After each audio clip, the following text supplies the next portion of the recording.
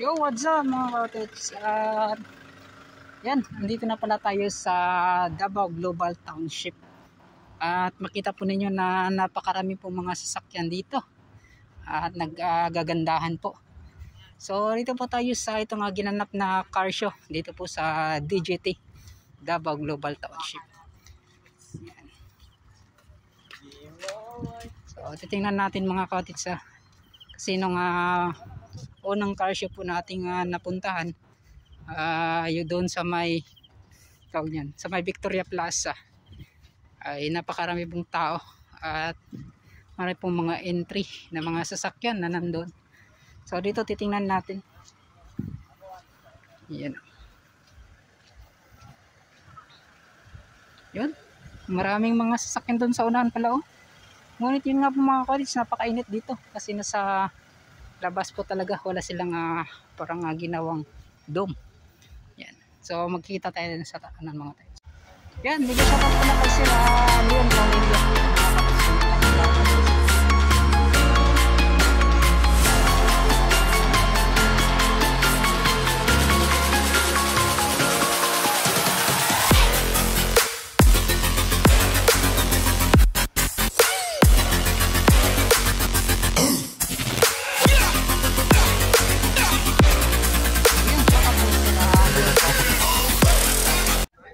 Yan oh.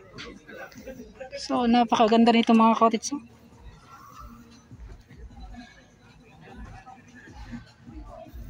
So entry ata to. Yan sa loob.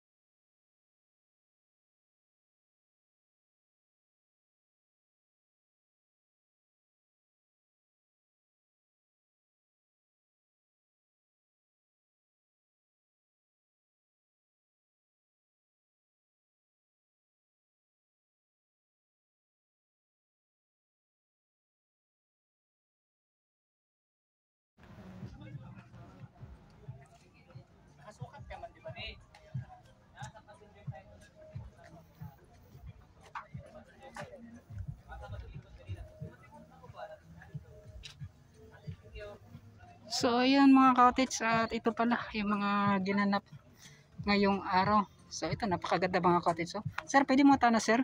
Sir, siya mga old type siya sir or masay pangalan na ni sir? Corona. Toyota Corona. So mga unsa ni nga kwan sir, mga years nga nakwan jud? Kanang sa mga 1980s ana sir nga nakwan. As na siya ikon? 74 to 78 model. So mao pa ginayang first model sir sa 78 74. Mao pa ginayang kwan nga kwan jud sa tuig niya nga na kwan nga yung yan mga cottage so napakaganda. At yan itong kanilang mga makina mga cottage yan. So Toyota Corona. So yan na po yung kanilang napalunan ay may 3 tropeyo na po mga cottage yan. Car show. So ito Lancer. At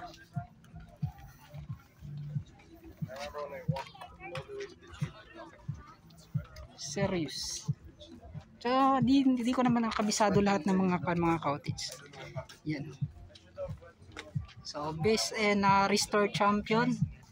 Resto Mood First Wild Rides Davao Base Show Advanced Champion and Base Base Sedan Champion. So ito mga cottage imani sir. Ayan kay si sir siya day tagiyan nga unsa ni siya sir to Mitsubishi Lancer. So box type. So mga unsa ni nga latest sir?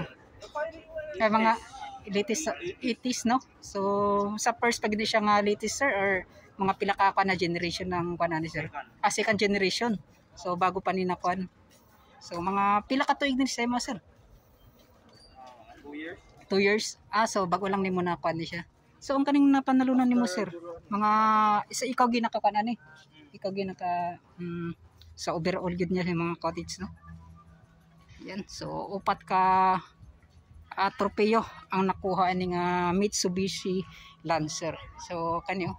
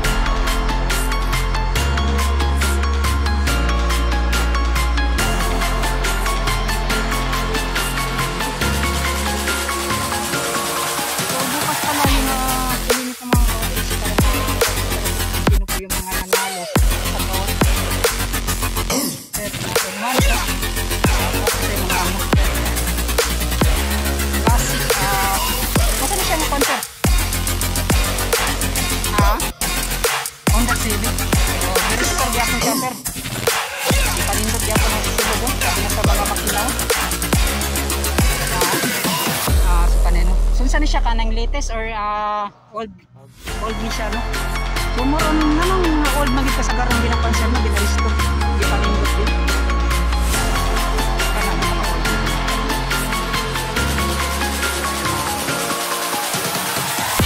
say nga ni sir dala na sa contract mga medyo mga kuan ni sir mga gastos ani sana na mga kanila.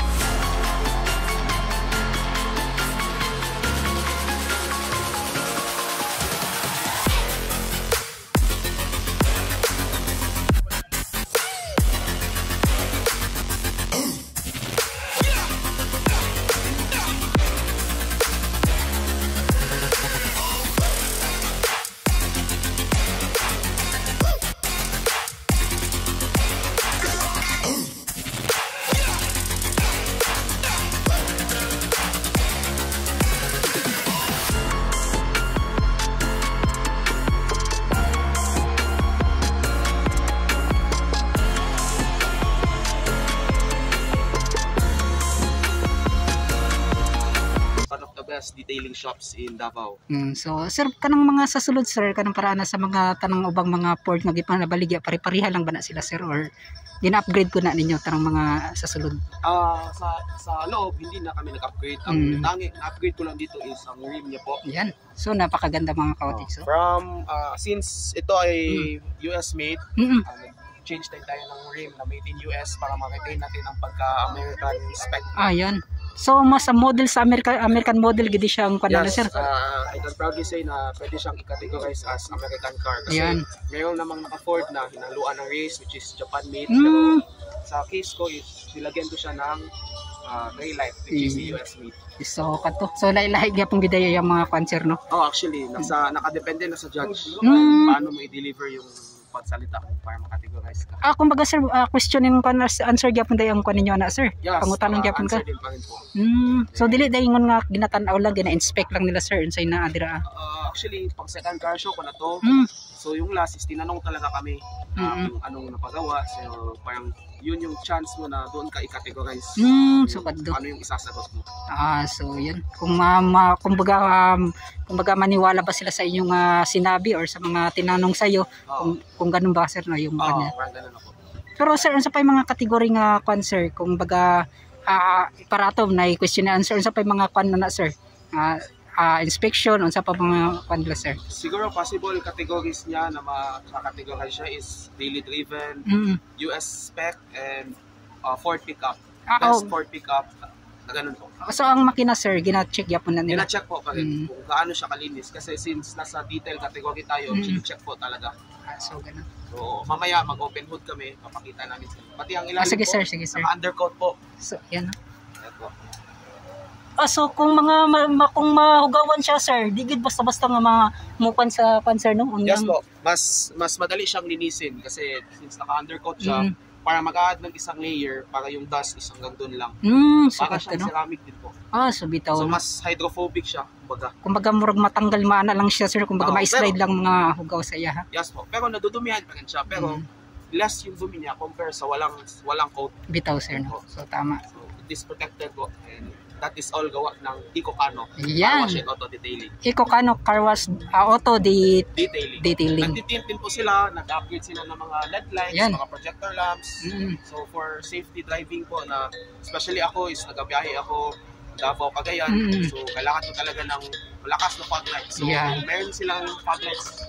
So asa man na makita imong cancer ang ang shop ng Ecocano is sa may Ecolan lang po. Sa Ecolan, so doon lang nara diri ang side. Yes po, sa may HPG banda. Yan, sa Ecolan, sa may HP daw banda mga ka-Otics makikita yung Ecocano.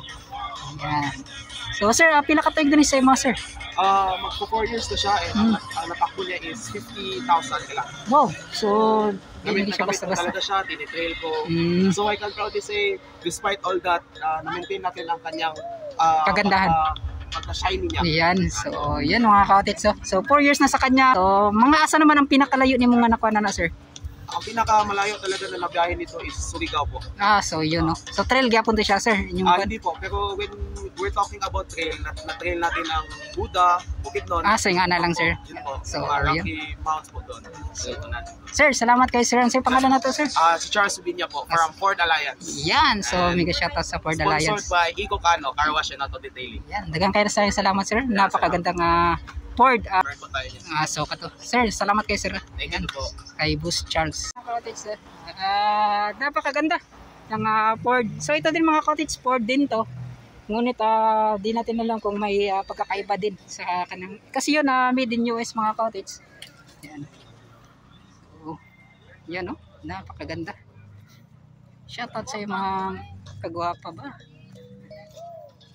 So kasama natin mga cottage si Sir RPB Motovlog. Yan. So mga cottage dito rin. Kaya i-update din natin mga cottage. So, yan. Yung napaka gandang pagkagawa din ng mga cottage nitong yan, dito sa loob ng DGT. So, yan. At naipasilip natin itong car show dito mga cottage. Tingin ko yung iba i-entry pa to nila mga cottage. So, nasa labas. Kasi yun nga po, parang napakaliit lang po ng area ng itong car show na nandito. Yan. So mega shoutout pala kay Sir Leon Paurilio. Yan. So di natin nakita kung saan po yung kanyang entry dito. Akala ko yung kanina mga cottage. Yung tawag niyan, yung Ford. Yan. So Toyota Land Cruiser. So saan yan? Yan. Yo mga cottage ayan, ito pala si Sir RPB Motovlog. So nagkasama kami ngayon sa ngayong araw. Itong car show nandito sa Davao Global Car Show. Sir, shoutout din sa YouTube channel, sir. Shoutout na to si Tito Tansa.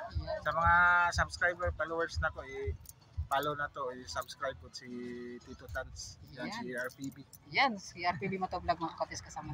Daghang kayong salamat sa katong mga cottage. Abangan sunod. Yan.